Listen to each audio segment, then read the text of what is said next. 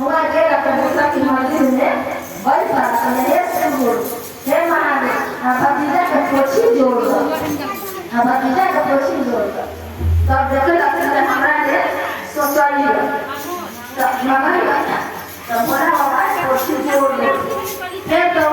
ये माने माने तो पूरा सही में सोचो पूरा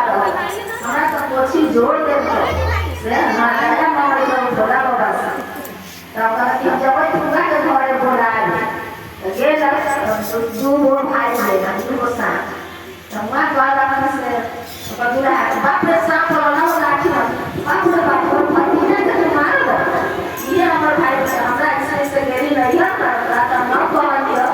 जे कहबे जे नहरवा के भाई हो जाए से कर से उ सब पे लगा देला एहे हमर के बाबू माय और भाई के बन गेल हमर घर दुआर सब बन गेल खूब सुंदर हो गई तब तक पूरा छत माय बोल फिर अलग फिर आके फिर जौरे